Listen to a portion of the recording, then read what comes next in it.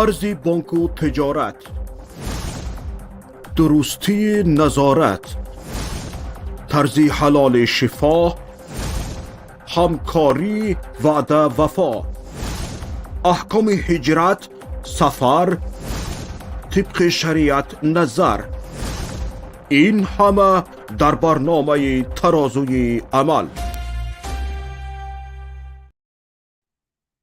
بسم الله الرحمن الرحیم. السلام علیکم و رحمت الله و برکاته. هموطنان و همزبانان عزیز، هر کجای هستید در پناه الله یگانه باشید.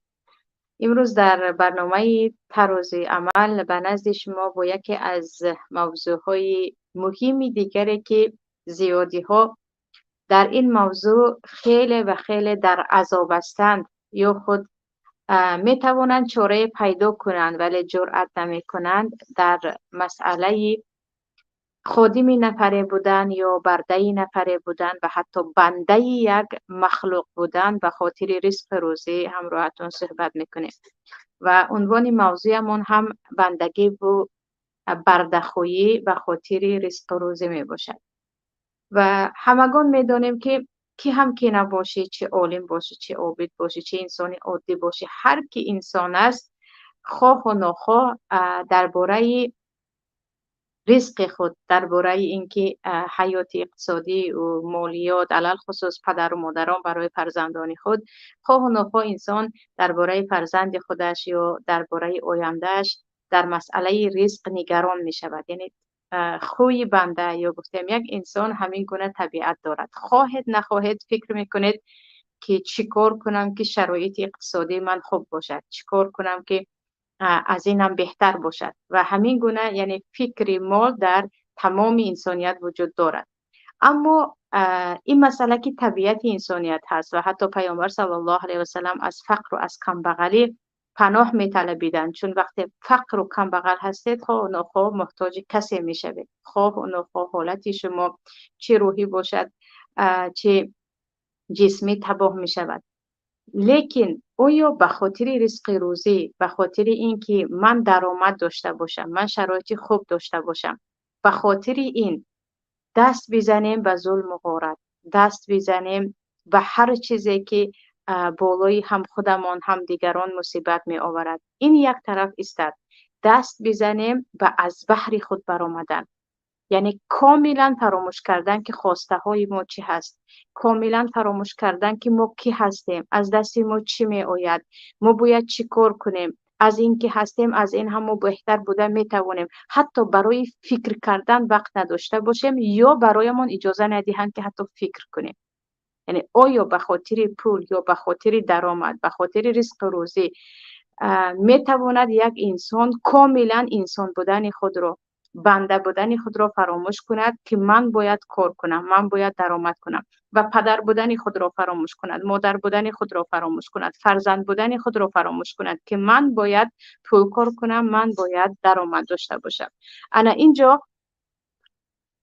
این مسئله خیلی مسئله جدی هست. برای همین هم بیاید ببینیم که به این مسئله شریعت چگونه نگاه میکند و آدمان به چند گروه در این مسئله تقسیم می شوند.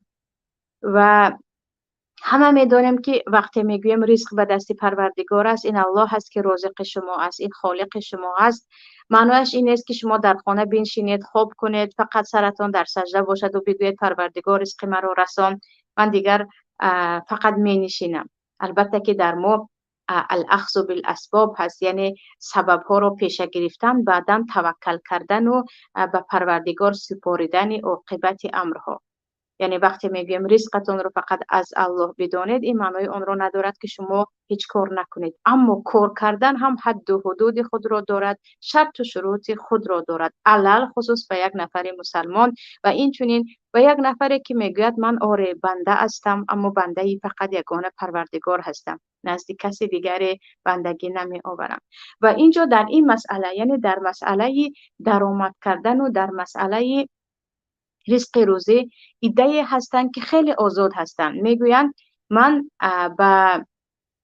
از روی نقشه های خود کار میکنم و درآمدم هم از روی نقشه های خودم هست و از کسی طلبگار هم نیستم و نزد کسی قرضدار هم نیستم و کاملا آزاد هستم. یعنی درآمد من کاملا آزاد است و زیادی ها در این مسئله تاجرانی هستند. و ایده دیگری هم هستند که میگویند به خاطر درآمد کردن من به همه کار راضی هستم، فقط مهم این باشد که به من کار پیدا کنید، حالا چی نباشد هم من کار میکنم، فقط اینکه من باید درآمد داشته باشم. این گونه انسان ها هم هستند. و ایده دیگری هم هستند که معاش خوب دارن یا حتی معاش دارن، درآمد دارن، اما به چه قیمته؟ به چه قیمت آن درآمد آنها، آن معاش آنها؟ ایده که دیگر فراموش کردن که آنها پدر هستند یا مادر هستند، یا اینکه فراموش کردن استعدادهای خود رو که از این کاری که الان میکنن از این به قله‌های بالاتر هم رفته میرسن.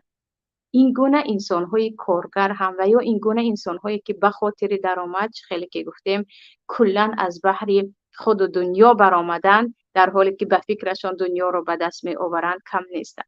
در مسئله رزق اگر به شریعت نگاه کنیم، در قرآن کریم در روش آیت ها هست فسیروا فی الارض، مثلا در راه های پروردگار بگردید یا در زمین راه بگردید و کلوا من رزق، از رزق پروردگار بخورید. این گونه آیت ها هست. اما آیت هایی که از این هم روشن‌تر است، اکثریتش به این میگوید که هو الرزاق العلیم، پروردگار رزق دهنده شماست، رزق شما، درآمد شما به دست پروردگار است. و این چونین با همین معنا مثلا سوره عنکبوت است، الله میگوید و کأی من دابة لا تحمل رزقها الله یرزقها و ایاکم.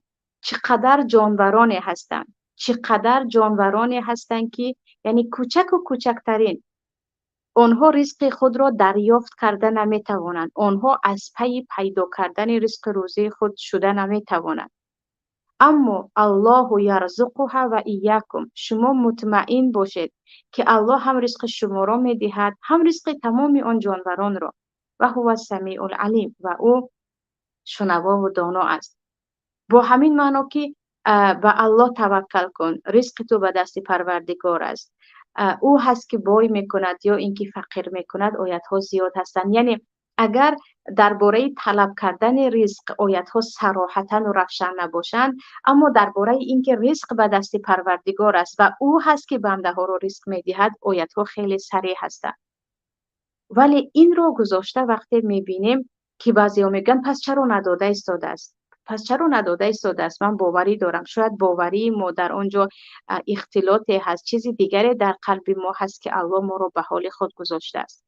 و هر انسانی که اینجا حدیث در مسند امام احمد است از وهب ابن منبه، که وهب ابن منبه میگویند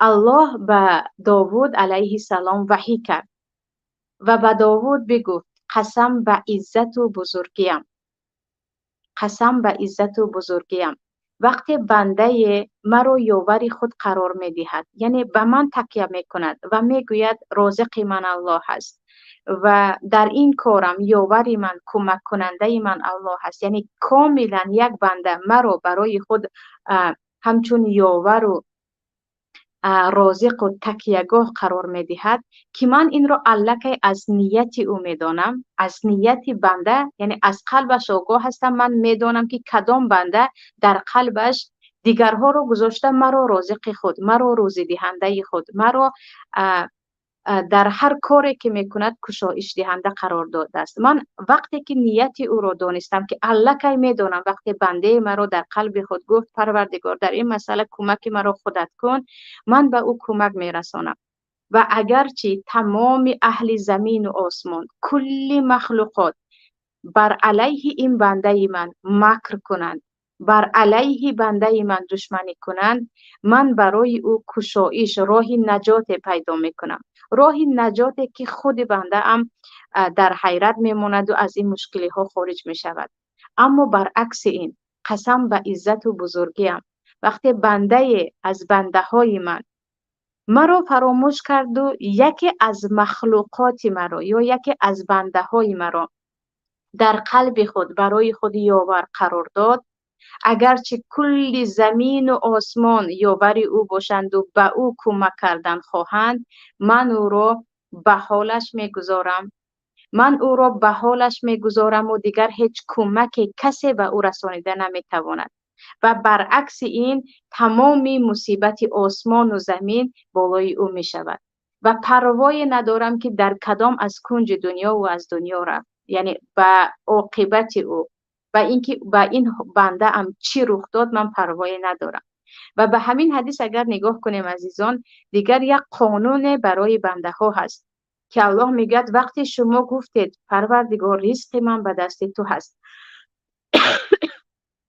آره اینجا سبب ها رو پیش میگیریم. سبب ها تجارت باشد، خب کار کردن در یگان در دست یگان نفره باشد، سبب رو پیش میگیریم. اما اینکه اگر همین کار نباشد من از گرسنگی میمیرم، اگر همین انسان نباشد دیگر راهی درآمد ندارم. انا این گونه انسان اگر در دلش جای درآمد خود رو، این رو ما میگیم شک و مشکلی در توحید ربوبیت که الله که به پروردگار رو گذاشته، یک نفر رو یا یک جهت رو برای خود رازق قرار داده، دیگر این انسان اولا سیر نمی شود.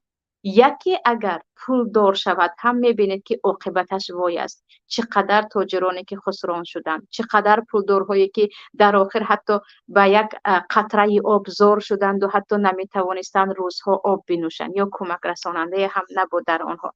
پس این اساسی مسلمان است، قانون مسلمان است که به هر کاری که دست میزنه بگوید اولا این است که من به کار دست میزنم اما رزق به دست پروردگار است، اگر خواست میرساند، اگر حکمتی هست نمیرساند. اما همین انسان یا همین جهتی که من در آنجا کار میکنم یا دولتی که در آن زندگی میکنم این رزق دهنده من نیست، به سبب این رزق من میآید.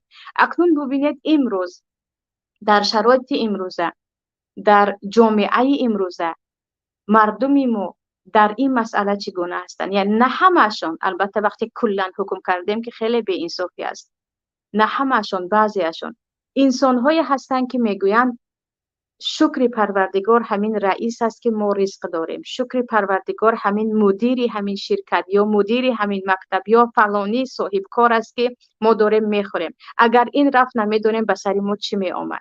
یعنی این خدای تو هست، اگر او نباشد تو از گرسنگی میمیری. تو این اندازه از یک انسان خدا ساختید که میگوید اگر این نیست من دیگر نیستم. این مسئله رزق است. یعنی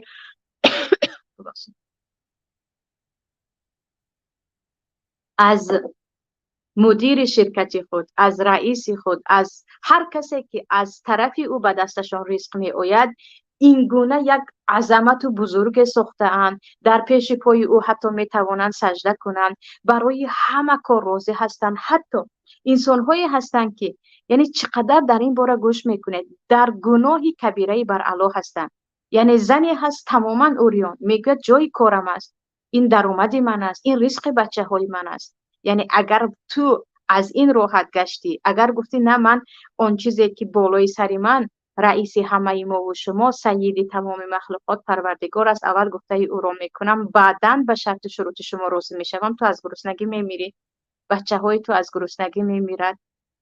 این مسئله شرک نمی شود، این مسئله شک و شبهه داشتن در رزق پروردگار نمی شود. وقتی میگویی نه هر شرط و شروطی که کارخانه بالای من میگذارد، هر شرط و شروطی که دولت بالای من میگذارد، هر شرط و شروطی که فلانی صاحب کار میگذارد، من راضی هستم، من راضی هستم، فقط معاش من رو بدهد، فقط اون چیزی که برای مهیای زندگی من است اون رو بدهد شد، دیگر از بحر همه چیز میبرایم. این چی است؟ این تماما نمیگیم بردگی، این بنده بودن است. یعنی کاملا از همون رئیس برای خود خدا ساختن است. چیزی دیگر این است که نفرانی هستند در هر مسئله اگر قطعشان صحبت کردید، کسی که سبب رزق آنها هست او رو میگوین. یک بار از ایشان باید بپرسم، اما مسئله نیست که از او بپرسی. یا حتی نفرانی هستند که به مسئله های عائلوی خود، در مسئله های فرزند خود، همسر خود، صاحبکار خود را، یعنی رئیس خود را یا گفتیم کارده خود را داخل کردن، همه چیز را از او مصلحت میپرسند. چرا؟ نه اگر با او مصلحت نکنم که من الکی به این چیز عادت کردیم، از من خفه می شود، شاید من رو معاشم رو کم کند، شاید از من تماما روی گرداند که بعد از این من گرسنه میمونم. یعنی ما یقین کردیم که یک انسان او اینقدر قدرت دارد که ما رو گرسنه میموند و ما به سبب این تماما نابود میشویم. چیزی دیگر هست، مسئله عبادت. اینجا بسیاری از خواهرانی که در روسیه کار میکنن، حتی در داخل تاجیکستان، میگن هیچ شرایط، یعنی صفر شرایط است برای نماز خواندن، یگان علاج نیست. و ما میدونیم که حتی در مسئله نماز خواندن اینقدر جدی هست که به تمام مذاهب نگاه کنه. در مذهب ابو حنیفه رحمت الله علیه حتی میگن تمام وقتش این انسان رو باید شما زندان کنید تا اینکه توبه کند و به نماز برگردد. یعنی همه اتفاق هستند که انسانی که مسلمان است و نماز نمیخواند، او از زیناگر هم بدتر است، او از عرقخور هم بدتر است، او از تمام نفرانی که گناه کبیره میکنن از آنها هم حکمش بدتر است. اینجا خواهر مسلمان میگوید علاج ندارم که نماز خونم و باید بیایم همش را در خانه بخونم. سبب چی است؟ سبب این است که کارده ما چنین من کرده است. رئیس ما میگوید در جای کار نماز خواندن ممکن نیست و اگر من از این کار خارج شدم دیگر وای است، یعنی من زندگیم تباه می شود، ما گرسنه میمونیم، ما میمیریم، ما در کوچه میمونیم. یعنی اینقدر برای خود از جای کار خود یک رازق ساختن که یقین دارن که می شود تمام عمر بی نماز گشت تا وقتی به نفقه برآمدن یا گفتیم سلامتی رو از دست دادن، اما نباید این کار رو از دست داد. ولی آیا میتواند یک مسلمان همین گونه زندگی کند؟ این همه مردم مسلمان در دنیا، همه ای آنها رزقشان به دست جای کار است که آنها نماز رو ترک کنند، که کاملا از بحر نمازت برای، از بحر سطر اسلامیت برای، بعضی ها گفته ایستادیم از بحر همسر و فرزند میبرایند که جای کار من است و اهمیتی که به فرزند رئیسشان میدهند یا به لباس فرزندای رئیسشان میدهند و خانواده خود نمیدهند. سبب چی است؟ این نباشد ما میمیریم، این نباشد ما گرسنه میمونیم. ببینید، یعنی ساختن رازق از یک انسانی که او هم مثل تو هست. شاید از تو پیشتر او فقیر شد، شاید از تو پیشتر او نابود شد، یا اینکه شاید او هیچ چیز ندارد، تو این گونه او رو ساختی، تو برای خود اینقدر از او قدرتمند ساختی. اینجا چیز دیگر است. وقتی میگویم یک انسان رو رازق خود ندانید، بگوید تو سبب هستی. ببینید انسان چقدر عزیز می شود. کارهایی هست، چقدر کارهایی پس خواهران میگن علاج نداریم، اما که فکر کنید، گشته و برگشته فکر کنید، گشته و برگشته، و یاد دارد که پروردگار وعده میدهد که رزاق خودش هست و من یتق الله یجعل له مخرجا و یرزقه من حیث لا یحتسب. از جایی که فکر نمیکنی رزقت میدیم، فقط از الله بترس و کاری که حلال است به آن دست بزن. فکر به جای فکر کردن نه، چاره رو فقط در همان کار. بعد بعضی کارهایی که عیناً مثل غلامی هست، سردار کار میتواند دشنام کند، سردار کار میتواند تحقیر کند، تهدید کند، کی خواستم تو رو میرانم، کی خواستم زندانیت میکنم. و متاسفانه در کشورهای عرب این گونه برده ساختن از کارگرها کم نیست. یعنی در روسیه هم یک مقدار هست، ولی تا اندازه کارگرانی که مثلا در دولت در کارهای حکومتی کار میکنن این گونه نیستن. بعضی خود رو همین گونه ساختن در حالی که ازشون طلب نباشد هم. اما ببینیم اگر به کشورهای عرب، علل خصوص به کشورهای خلیج، میبینید که یک بنگلادشی یا یک پاکستانی یا یک هندوستانی یا حتی از فیلیپین و از اندونزیا، از افریقا می آید شناسنامه‌اش رو به دستی کارده میدهد یا گفتیم به دستی همون سردارش میدهد، رئیسش میدهد. مدت 3 ماه او حق ندارد پاسپورتش رو به دست گیرد و هر چی فرمود اون رو میکند و حق ندارد حتی ساعت ها مثلا کجای رفتنش آمدنش همش زیر کنترل است و معاشش هم یک مقداری کم و سفر کردن نمیتواند. حالت های وزمین برای عائله شود، هم او برآمدن نمیتواند برای اون که او با چنین شرط و شروط آمد. اگرچه میگویم 100 سال پیش دیگر تماما بردهداری از روی زمین پاک شد، اما میبینیم که جزئی به آن مانند وجود دارد. این گونه چیزها رو دیده میشود که خداوند ببخشد، پروردگار خودش توفیق بدهد و هر نفری کاردهی که خود را دیگر فرعون کرده است و رب میداند، پروردگار میداند و چه خیل خواهد با زیر دستش کار میکند. اما بعضی از نفران ما هم خودمون ناآگاه هستیم، اما به همین چیز خود را آماده کرده هستیم و قبول داریم. و همه شرط و شروط شما من راضی هستم. هر چی خواستید آن را میکنم، پروا ندارم. ها، لباسی که شما انتخاب کردید، آره بعضی کارخانه ها لباس مخصوصی خود را دارد، اما لباس مخصوص مثلا رنگش سفید باشد یا کبود باشد، این معنیش این نیست که او باید کوتاه باشد و کاملا خلاف شرع باشد، یا اینکه با یک نامحرم در یک جا باشی، یا اینکه بعضی جایهایی که کلا با موادهایی که در شریعت حرام است با اون کار داشته باشد و انسان بگوید که نه، از اینجا رفتم من دیگر از گرسنگی میمیرم. یعنی این مسئله هست که انسان شک دارد بر رزاقی الله و از این میگوید نه، همینجا فقط درآمدی من از همینجا است، همینجا نیست من مردم. اگر همین راهی درآمد نیست، من دیگر تمامی فرزندم و اهل و عیالم همگی از گرسنگی و از فقر و از کمبغلی میمیرم. من باید به هر حالت در همینجا بیستم و برای گناه هم حاضر هستند. برای چه خیلی گفتیم از بحر خواسته های خود، از بحر ارزش های خود برآمدن هم راضی می شوند. و اینجا در همین مسئله یک مسئله عائلوی هم هست. بعضی از مردها این رو میگیم شاید از روی جهل باشد، برای اینکه اگر جهل نداشته باشن این کفر بر الله است، انسان کاملا از دین خارج می شود.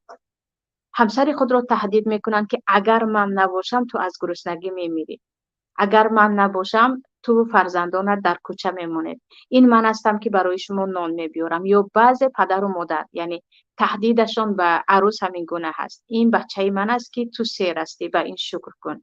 اگرچه مواد مخدر استعمال میکند، اگرچه بی‌راحتی بد است، اگرچه شب و روز کتک میزند، اگرچه تماما انسانگری در او نیست، اما او هست که تو سیر هستی. ببین زنها گرسنه هستند، ببین چه خیلی خانه داری، ببین چه خیلی لباس داری و این شکر کن و هر چه او میگوید و هر چه او میکند صبر کن.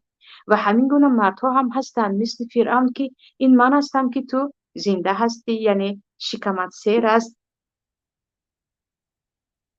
و خیلی مثال هم دارن که فلانی را ببین، فلانی را ببین، میتونستی مثل او باشی اما این من هستم. اما فراموش میکنی که تو کی هستی، تو خودت کی هستی. تو برای آب نوشیدن رو خارج کردن اگر کمک الله نباشد نمیتوانی. و اینجا این مسئله یکی از بالاترین نمود تکبری هست. وقتی انسان میگوید این من هستم، درآمدی من است که این عائله پیشرفته ایستاده است، اگر شما نباشید این عائله گرسنه میماند. پروردگار اینها رو فراموش میکند، به حالشان میگذارد.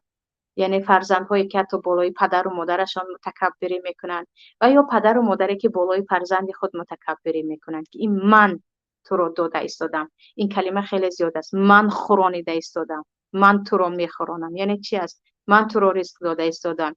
که تکبری به ذات الله هست. نمیگویم به این انسان بالای همسرت یا بالای فرزندت یا بالای پدر و مادرت یا خواهر و برادرت.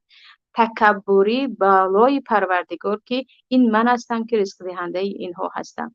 اما میبینید بعدن چی میشود؟ روز عکس میشود، این محتاج میشود، این انسان بیچاره میشود. برای همین هر چیزی که در دست ما هست، هر چیزی که ما درآمد میکنیم، بنده یقین داشته باشد که این از طرف پروردگار است. و عجب عبرتی هست زلزله‌ای که یا زمین لرزه‌ای که در ترکیه شد. این همه مال و این همه اموال و این همه زمین و در یک بارگی کاملا نیست شد که گویا پروردگار اثبات میکند که ببینید هرچی دار و ندار شما در 2 دقیقه هم نیست گذشت زمان، در یک بلایی که آفتی که حتی 2 دقیقه دوام نمیکند زیر زمین میرود و نابود میشود و شما در یک داخلی خیمچه یا کپچه پای لوج تنی لوج و یک ادیال یا یک چیز گرم محتاج هستید و می نشینید. اگرچه صاحب 10 خانه بودید، صاحب اماره کامل بودید، صاحب کیلوها طلا داشتید و چیز دیگر. همین گونه انسان هم در این مسئله، در مسئله رزق نباید تکبری کرد که علل خصوص من خودم برای استادم میگویم ان شاء الله از روی جهل باشد. هرگز این مسئله که فلانی تو رو خورانیده ایستاده است، من تو رو خورانیده ایستادم، فلانی نمی بود ما نبوده. من بعضی از برنامه‌های مردمی تاجیکستان رو گوش میکنم. الله عمرش را دراز کند، اگر او نمی بود خلق تاجیک میمرد. الله فلانی را عمرش را دراز کند، اگر او نمی بود این محله همش از گرسنگی میمرد. یا الله فلانی را که ما را رزق میدهد، نان مرا میدهد. آره به سبب او نان به دست می آید، به سبب او به تو رزق آمد، اما دهنده او و خودت و تمام مخلوقات این پروردگار است. اکنون چیز دیگری هم هست اینجا. یعنی وقتی راه درآمد رو فقط در یک چیز دیدیم، یعنی در یک کار مخصوص دیدیم، گفتیم در یک وظیفه. من مثلا در یک جای کار میکنم، اگر از همونجا برآمدم دیگر من گرسنه میموندم. یا من در دست کسی کار میکنم، اگر از او جدا شدم، یعنی از کارگری او جدا همکاری او جدا شدم، من تمام کساد میشوم، خسران میشوم. و یا اینکه من باید به کار داخل شوم و به هر قیمت باید مدیر از من راضی باشد. اگر انسان این گونه اعتقاد داشته باشد، ببینید چقدر انسان خور و ذلیل می شود، چقدر خود را پایان حس می کند، چقدر خود را، این رو میگیم برعکس متعلق بودن، اینقدر وابسته بودن، وابسته میکنید به همان کار یا به همان شخص که اگر تو نیستی من دیگر نیستم، اگر این کار نیست من هم دیگر نیستم. و همیشه با یک حس بردگی و این چنین ترس زندگی داره. اگر خفه شد چی؟ اگر غضبش آمد چی؟ اگر نتونستم چی؟ دیگر من نیستم. اما وقتی انسان میگوید نه، رازق من پروردگار است، انسان با برگ درخت خوردن هم نمیمیرد. چی زمان است که ما باید بمیریم، از پا بیفتیم. توکلش به الله است. به هر قیمت من کار نمیکنم. من زمانی کار میکنم که آزادیم در دستم باشد، فکرها فکرهای خودم باشد، اندیشه ها اندیشه های خودم باشد، زندگی خصوصی من رابطه به کار نداشته باشد. از همه این بالاتر بین من و بین پروردگارم کسی نیستد. من عبادتم رو در وقتش میکنم. اون چیزی که پروردگار فرموده است بالاتر از این چیزی که صاحب کار به من میفرماید. انسان این گونه اعتقاد داشته باشد، ببینید چگونه با آزادی یا با عزت و با شرف زندگی میکند.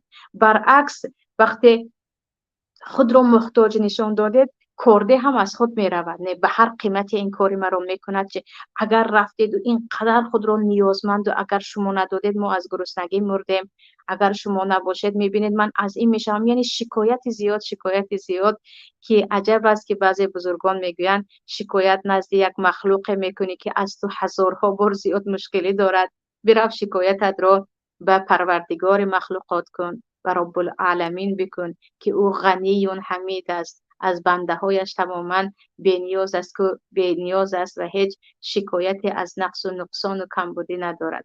و انا این یعنی با شکایت ها که من محتاجم اگر نداده تمام است، میبینید که مدیر الکی یا همین مسئله، یعنی مسئله درآمد پول، و اگر پول با همین راه ندارآمد حال ما تماما نابود می شود. اینقدر یک عقیده کاملا باطل یا همین گونه اعتقاد و همین گونه باوری در قلب و در ذهن اکثریت جا شده است که میبینید یک دخترک 18 ساله، یک دخترک 19 ساله، یک دخترک 16 ساله یا یک جوان که در دخترک ها زیاد دیده می شود که روز از روز صفشان هم پناه به الله که زیاد شده ایستاده است. میبینید که به خاطر کم یک درآمد ناچیز به همه نمود کار آماده هستند. در یوتیوب هم میبینید، در تیک توک هم میبینید، در دیگر شبکه های اجتماعی میبینید، یا عکس خود رو یا نوار خود رو از اینکه به من مثلا لایک مانید، یا از اینکه با من صحبت کنید، از اینکه کانال من آدم گیرد و من درآمد کنم. ما این رو نمیگوییم آبرو جمع کردن، برای اینکه یک انسان اگر آبرو خواهد با این گونه پستی و شرمندگی آبرو نمیخواهد. و همین گونه بعضی بلاگرها هم هستند، هر روز یک موضوع، یک دروغ، یک چیز دیگری رو نشر میکنن، یا یک تهمت یا یک چیزی که پوچ است اما عنوانش یک عنوان دروغ است. یعنی یک چیز رو میمونن که از طریق یوتیوب باشد یا جای دیگر باشد و ما درآمد شود. یعنی انسان اینقدر باید برای درآمد یوتیوب و مردم محتاج شود که شما مرا ببینید من به هر چیز راضی هستم. یعنی تا این اندازه انسان خود را نزد مخلوقات پروردگار، نزد انسان هایی که مثل خودش هستند، نیاز به خوردن و نوشیدن دارند، نیاز به نفس دارند، شاید آنها زودتر می روند، شاید آنها بیچاره تر از تو هستند، نزد آنها اینقدر خود را برده نشان دهی، بیچاره نشان دهی که فقط شما مرا تماشا کنید و من به تمام کارها آماده هستم و هر روز از آن بدترش. و همین گونه هستن. یعنی بهتر نیست به جای این بروی یگان چیز بدوزی، بروی یگان چیز تعلیم بگیری، شاید 1 سال عذاب بکشی برای تعلیم گرفتن. و به نزدیکی با خواهرها در این باره صحبت کردیم که زیادی ها میگویند برای فرزند خودم من یک معلمه پیدا کردن نمیتوانم که زبان تاجیکی یاد دهد. یعنی خواهران تاجیکستانی در اروپا و در روسیه میگویند یک معلمه که سینش 25 ساله 24 ساله، یعنی یک دخترکی که بگوید من به شما در یوتیوب یا در اینترنت به شما درس زبان تاجیکی به کودکتان درس میدهم، شعرخوانی رو، شعر از یاد کردن رو، نوشتن رو یاد میدهم، به من معاش جدا کنید گوید پیدا نمیکنید. تقریبا این گونه انسان پیدا نمیشود.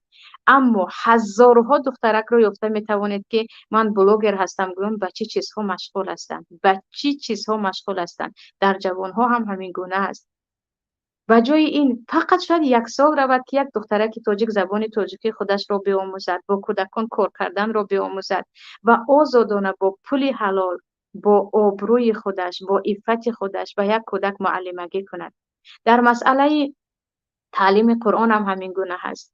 زیاد هستند مادرانی که میگویند با دخترچه من کمترین، یعنی با آن همه فحش و با آن همه رسواگی و بی آبروگی از یوتیوب چقدر درآمد میکنی، اما اگر با عزت خود، با علم خود زبان تاجیکی آموزی، دیگر زبان آموزی، یگان چیز دیگر، یک چیزی که فایده دار به مردم باشد، از آن چقدر درآمد میکنی. هم حلال است، هم عزت و نفس است. اما ما عادت کردیم، زیادی ها عادت کردن یا با راهی حرام که گویا خیلی آسان است که هیچ برکت ندارد پول کار کنند، یا اینکه با راهی بیچارگی و بردگی که تماما تو بنده بودن در نزد الله رو فراموش میکنی و به هر کاری که اون طرف یا رئیست از تو میخواهد راضی هستی. یکی میبینی عمر تلف شد، عمر به آخر رسید، به 70 رسیدی، به 60 رسیدی، اما چیکار کردی؟ نه اکنون میخواهم نماز رو شروع کنم، نه اکنون میخواهم انسانی خوب شوم.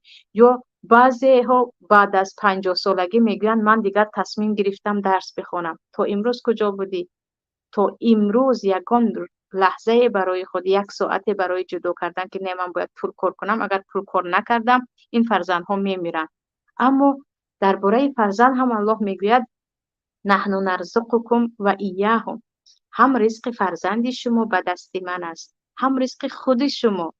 برای فرزندانتون، رزق فرزندانتون اینقدر نترسید، برای رزق خودتون هم اینقدر نترسید. شما به خاطر آورید که شما برای چه در دنیا هستید. آینده فرزندت، یعنی پدر و مادرانی هستند که تمام عمر از بحر همه چیز برآمدن، از بحر همه کس برآمدن، فقط به خاطر فرزندان خود خانه ساختند و پول جمع کردند و این خانه برای فرزندشان نصیب نشد. یا فرزندشان برآمد و رفت یک کنج دنیا، یا اینکه فرزندشان از پدر و مادر زودتر نابود شد، یا اینکه فرزند گفت به من این لازم نیست، از خودت شود، من از پای زندگی خودم هستم. از کجا برای ما کفالت است که نه همین فرزندمون رو ما با همین پولی جمع کردمون که اون پولی جمع کرده ایستادمون بر عوض تمامی ارزش ما هست. ما کلی چیزی که برای زندگی باید بکنیم، یکم این که حق پروردگار است، بعدن حق خود انسان است. انسان بالای خودش هم حق دارد، بالای نفسش هم، بالای جسمش هم. ببینید پدرانی که در 50 سالگی الکی قامت خود رو راست کردن نمیتوانند، از زیاد غش زدن و از زیاد کار کردن که برای خود حتی در یک هفته 1 روز استراحت جدا نکردن. ببینید مادرانی که دیگر کی هاست که شوهرشان فراموش کرد که ایشان زن هستند، برای آنکه اینقدر در کار و پول جمع کردن مشغول بودند که برای خود و برای اهل عائله وقت جدا نکردن. اما آخرتش چی؟ عمر که در جایش نمی ایستد، وقت در جایش نمی ایستد. یکی میبینید عمر تمام شد و ما هیچ کار نکردیم، نه برای خود، نه برای آینده خود در آخرت، نه چیزهایی که هم هست که ما میتوانستیم بکنیم بهتر و بالاتر، شاید با قیمتی ارزانتر، شاید با درآمدی کمتر، اما از گرسنگی نمیمیردیم. اما ثمرش خیلی زیاد بود. یعنی استادانی رو میشناسم که خودشون طبیب هستند، یا مثلا راغب سرجانی هستند، الله حفظشون کند در مصر. میبینید خود این انسان تمام عمر طبیب بود، طبیب داخلی، ولیکن تو از اینکه میداند اگر تمام شب و روزش رو در بیمارستان گذراند و دیگر کار دیگری کردن نمیتواند، اگرچه کمک به بیماران چقدر ثواب دارد. ولی میگه باز وقتی خود را برای آموزش تاریخ جدا کردم و بجز این میروم در مسجدها درس تاریخ میدهم، درس سیره پیامبر و عموما تاریخ خلافت عباسی و عثمانی و اموی و حتی بعد از پاش خوردن خلافت در عصر پس از عصر 18 تا 19 و 20 چه حالت ها شد. همه این تاریخ ها رو از نگاه اسلام و از کتاب های تاریخ به مردم میرسانم. یعنی من میتوانم اونجا هم کار کنم اما وابسته همون کاری خود نیستم. یعنی بعضی ها اگر یک طبیب هستم به جز طبیبی دیگر هیچ چیز از آنها نمیروید. بعضی ها اگر مردی کار هستم فقط مردی کاری از آنها هست، دیگر هیچ چیز نیست. بعضی ها دوزنده هستم، دیگر من دوزنده هستم گویان حتی صحبت کردن هم نمیتوانند، حتی کلی حیات را فراموش کردن. یعنی انسان نباید این گونه برده و این گونه وابسته به کار خودش هم باشد. اینجا کارهای دیگر هم هست جزء از زندگی ما، اما اینجا اطرافی وسیع‌تر است، شاید از اون هم بهتر است. از دیگر رو هم فایده ما زیادتر هم به خود و هم به دیگران میرسد. و قاعده اساسی یا در این مسئله محور اساسی این است که انسان یقین بداند که رزق به دست الله است. به هر راه می آید، شاید با این راه، شاید با اون راه، شاید با راه دیگر، اما رزق به دست پروردگار است. برای رزق کوشش کردن هم از ما مطلوب است، اما کوشش نیکی کلا فراموش کنیم که ما بنده الله هستیم، کلا فراموش کنیم که ما باز دیگر وظیفه های دیگر هم داریم. کوشش میکنیم به قدرش، اما برای خود و برای پروردگار علل خصوص برای عبادت ها وقت جدا کنیم و هرگز نزد یگان انسان که تو رئیس هستی، تو کارده هستی، اگر تو نیستی من تمامم، رزق من تمام شد گویان بردگی و بیچارگی و شکایت نبریم که بعد از این چگونه که در اول برنامه در حدیث گفتم پروردگار به حالمون ما رو رها میکند. دیگر با اون همه وسیعی زمین و با اون همه وسیعی آسمان برای ما هیچ جای گریز پیدا نمی شود. خود با خود در مرگ خود، در عذاب خود، در مشقت خود نابود می شویم، برای اینکه قلب ما متعلق و وابسته و یک مخلوق بود و به خالقمان نبود. این بود عزیزان برنامه امروزه من. همراه شما امیدوار هستم هم بنده هم شمایان از این فایده بگیرید و عملی شود و سر ما فقط در نزد پروردگارمان، در نزد رزاق ما خم باشد و نزد کسی خم نباشد. السلام علیکم و رحمت الله و برکاته.